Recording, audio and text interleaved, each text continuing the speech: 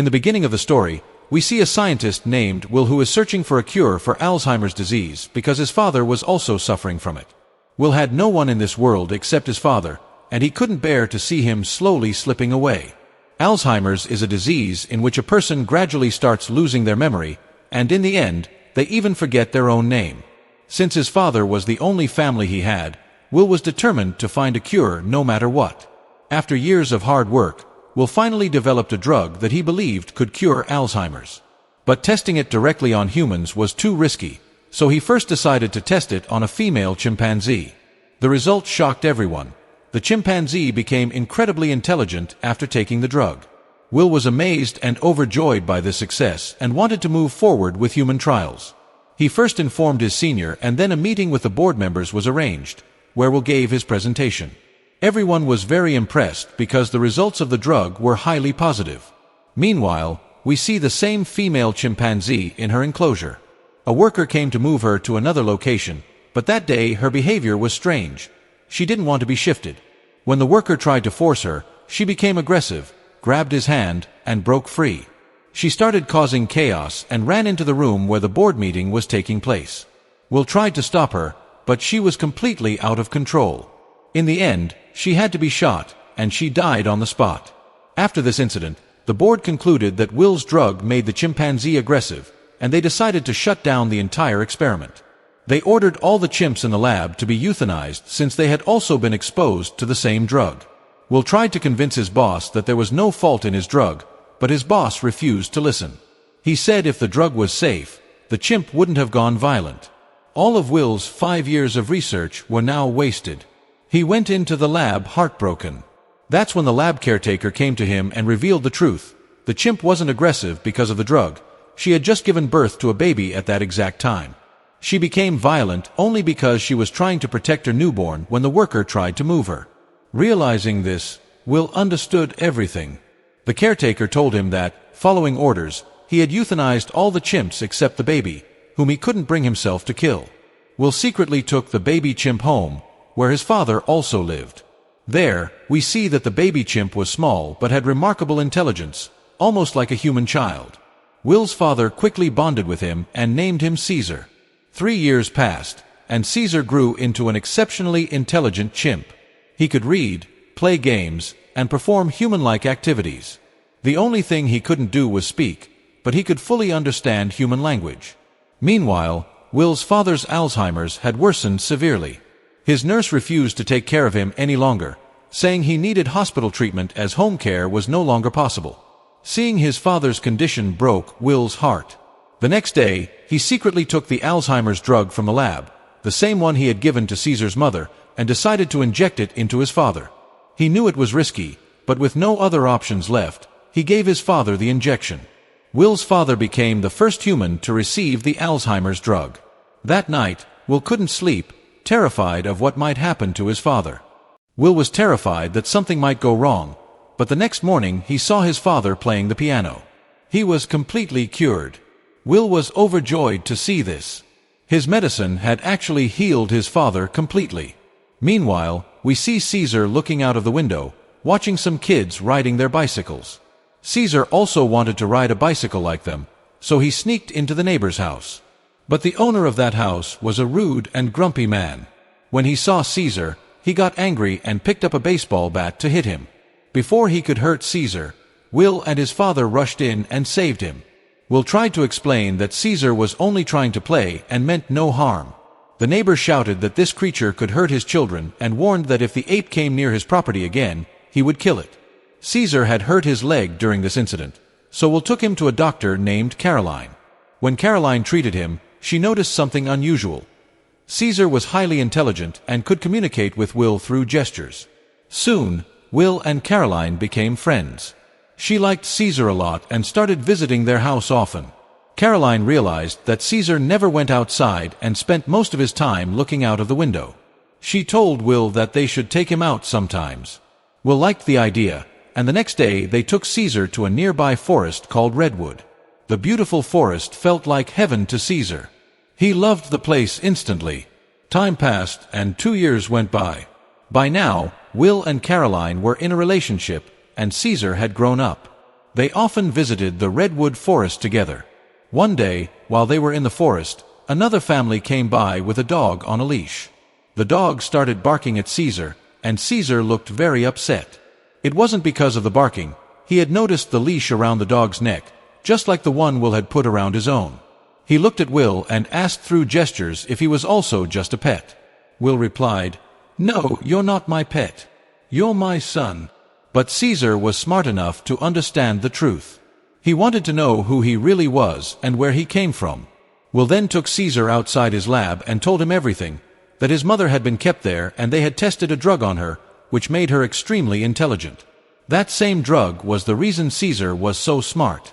Now Caesar finally knew his origins.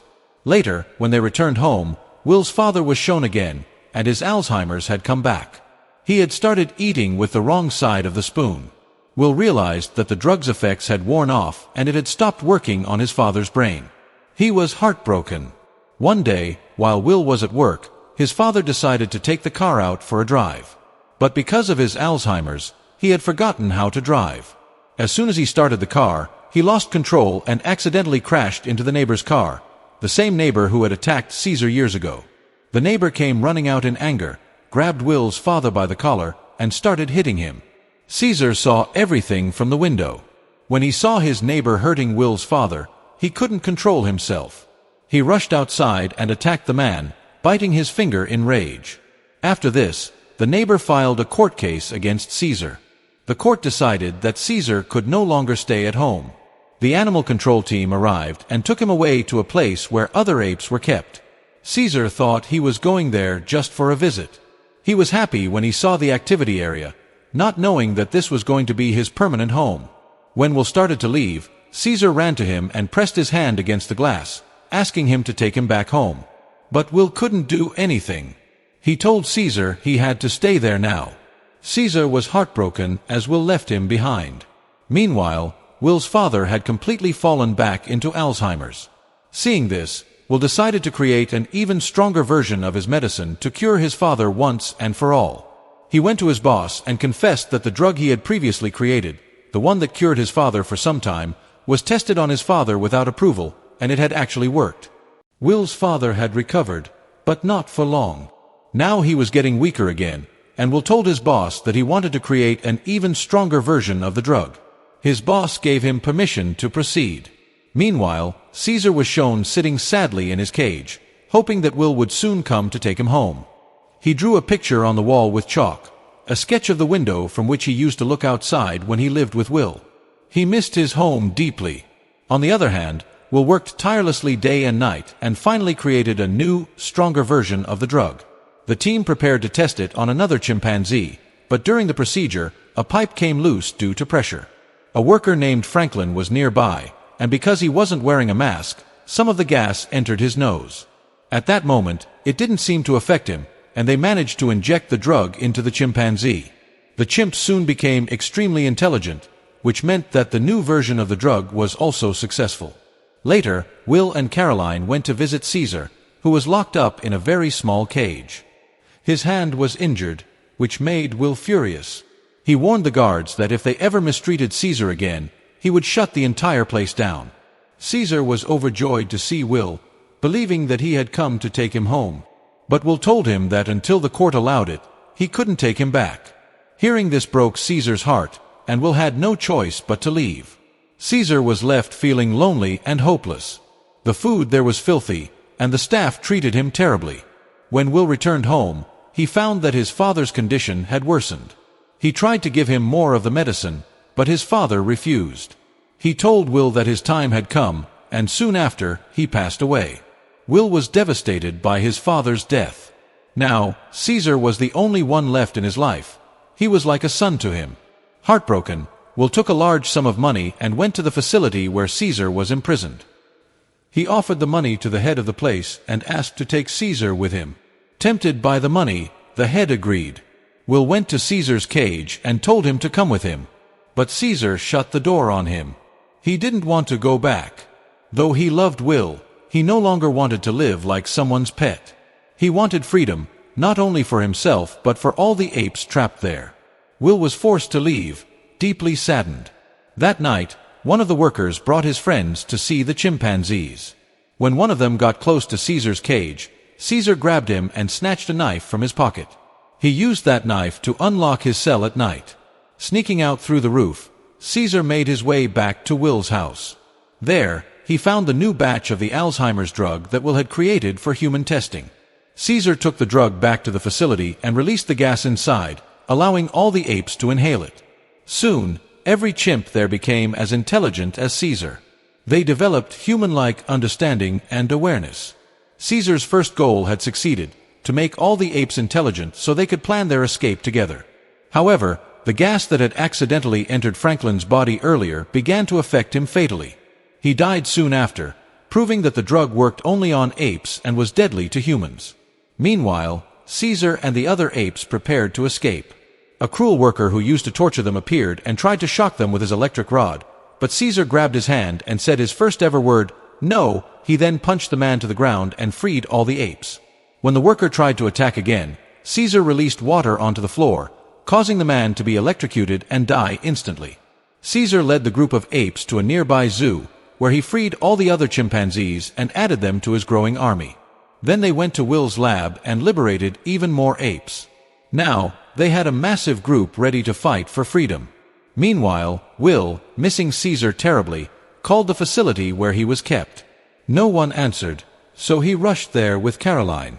When they arrived, they found the entire place empty, not a single ape left. Then they saw a wounded worker.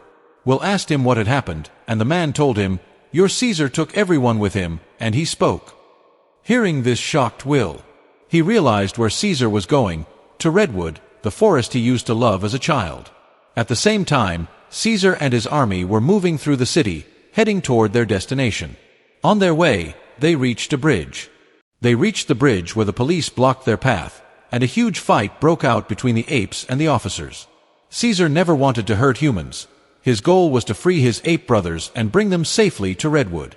Helicopters attacked them from above, and when Caesar was about to be hit, a gorilla leapt onto one of the helicopters, causing it to crash and dying in the process.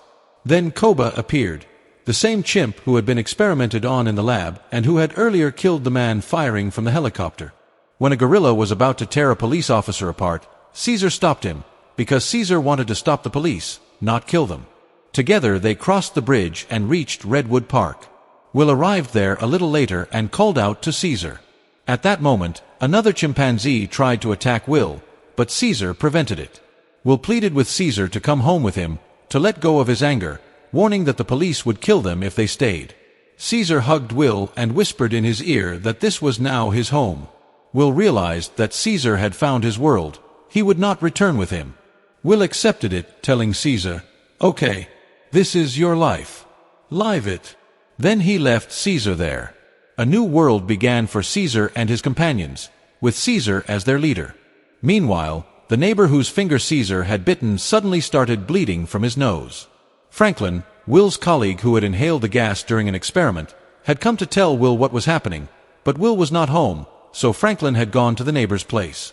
Franklin began coughing and blood spattered on the neighbor. He was infected.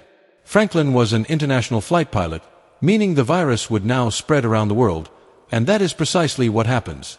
The movie's sequel, released in 2014, showed that 10 years had passed since the virus began to spread. A huge portion of humanity had been wiped out. While human populations dwindled, ape generations increased. The apes had spread throughout the forests and were stronger than ever. Caesar remained their leader. His rule extended over the forest, and humans were no longer welcome there. Caesar now had a son named Blue Eyes. One day, Blue Eyes and a friend were walking in the forest when they encountered a human scouting a hydroelectric dam with his team, trying to restore power to the city. The dam was inside ape territory. When the man saw Blue Eyes and his friend, he panicked and drew his gun. Blue Eyes snarled, and the man fired. Blue Eyes' friend was wounded. The gunshot drew the attention of other apes, and the humans who had been searching for the dam arrived on the scene. The apes were enraged and wanted to kill them.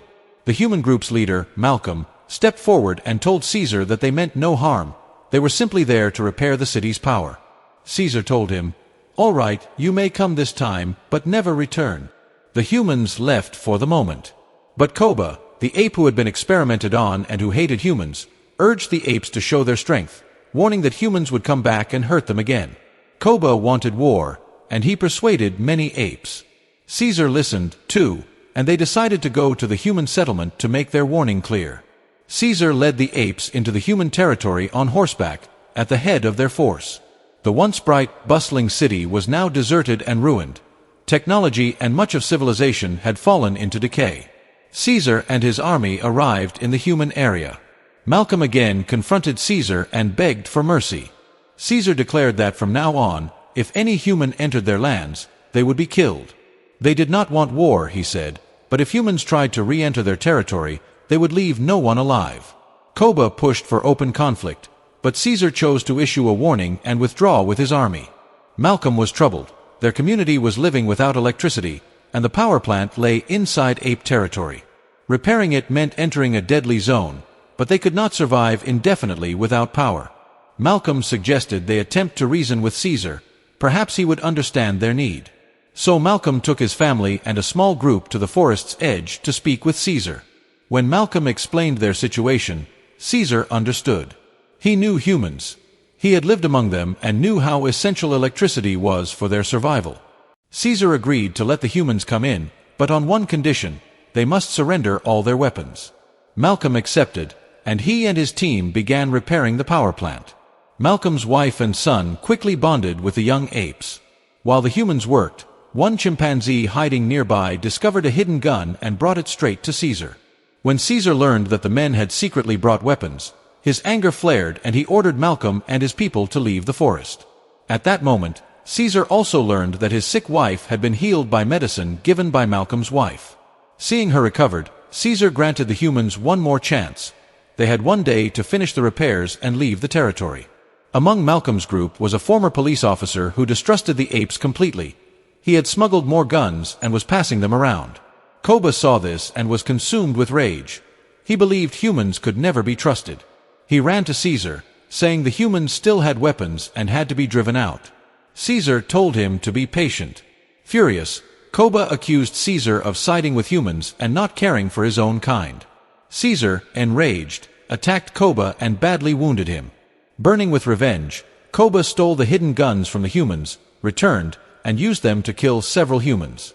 He set fire to many ape homes and, when he found Caesar alone, shot him. Caesar fell into the bushes, apparently lifeless. Koba then lied to the rest of the apes, saying the humans had burned their homes and killed their leader. He declared war and proclaimed himself the new leader. Many apes accepted him and prepared for battle. Meanwhile, with the power plant repaired, the human settlement celebrated as lights returned to their homes. Koba and his army raided the store of weapons, then turned those weapons against the humans and killed many. A young chimp who had been shot earlier in the forest refused to obey Koba's orders to kill. He had learned from Caesar not to attack humans without reason. Koba executed the child and imprisoned apes who would not follow him. As Malcolm and his wife were heading back toward the city, they found a badly wounded Caesar. They brought him into their car, treated him, and nursed him back to consciousness. Caesar told them that he had been betrayed by one of his own, Koba. Malcolm understood the truth. Caesar was still weak, so Malcolm went to fetch medicine. There he encountered Caesar's son holding a gun. The boy raised it to shoot Malcolm, but Malcolm stopped him, saying, "Your father Caesar is alive. It was Koba who shot him." Relieved and overjoyed, the boy returned with Malcolm. The boy freed the apes Koba had captured, and Malcolm joined them. They brought the freed apes into a tower where Malcolm met the same former police officer who had smuggled guns. The officer confessed that once the electricity returned, he had contacted the army by radio. A large military force was on its way and would annihilate the apes. He also revealed that he had rigged the tower with bombs so that if the apes tried to climb it, he could detonate them, even if it cost him his own life. He held the remote detonator. Alarmed, Malcolm and the others fled. Caesar reached the tower and confronted Koba. A brutal fight erupted between them. The officer, meanwhile, detonated explosives in a part of the town, killing many apes. Despite the blast, Caesar, Koba, and several others survived. As Koba began shooting at the apes who had turned back to support Caesar, Caesar leapt from a high place and attacked Koba, sending him falling from a building. Koba caught at an iron rod and begged Caesar to save him. Caesar took his hand, but could not forgive what Koba had done. He let go, and Koba fell to his death. After the battle, Malcolm and Caesar faced each other and shook hands. A new friendship formed between them, like the one Caesar once had with Will. Malcolm warned that the army would arrive soon and that everyone must leave to avoid further slaughter. Caesar looked out at the shattered world and said that the war between humans and apes could never truly be ended. With that grim understanding, their story came to a close.